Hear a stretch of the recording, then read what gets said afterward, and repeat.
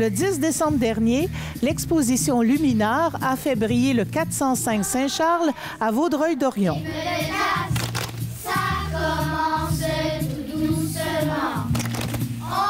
Pour l'occasion, la ville lançait sa deuxième édition intitulée Reflet, regroupant 36 créations d'artistes de la région. Cette année, pour vrai, avec la troisième édition, je pense qu'on a augmenté un peu le niveau du concept de Luminart. En fait, on a 40 nouvelles œuvres qui ont été faites par des artistes Vaudreuil-Soulanges et aussi des enfants des écoles primaires de notre territoire.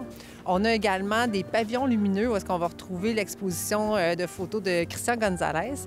Et c'est tout sur le thème du reflet. Et je pense vraiment que Luminart, cette année, vient s'installer comme une nouvelle tradition chez nous. L'événement est bien... Il est attendu, on sent que les gens ont hâte. Puis je pense vraiment que c'est ça, ça va être notre nouvelle tradition qui va ouvrir l'hiver. C'est une exposition lumineuse, puis qui prend tout son sens, la lumière, à ce temps-ci d'année. Quelque chose de réconfortant, quelque chose qui rassemble par le biais des arts. C'est fantastique.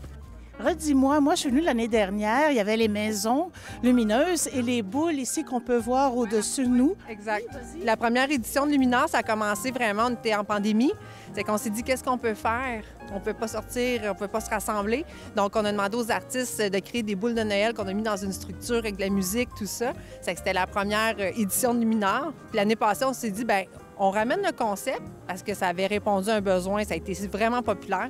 C'est qu'on ramène le concept, puis à chaque année, on va amener des nouvelles œuvres pour créer éventuellement une exposition de plus en plus importante. C'est que là, l'année passée, on a travaillé le concept des lanternes. Et là, cette année, vous allez voir, c'est nos cylindres lumineux.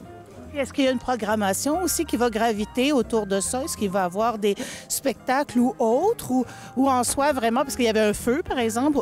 Bien, il va toujours avoir de l'animation les vendredis puis samedis. Il va y avoir des feux de camp, guimauve, chocolat chaud. On va avoir des guides ici qui vont pouvoir justement un peu animer les lieux.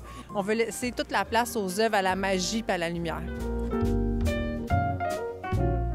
L'exposition prendra fin le 1er février prochain.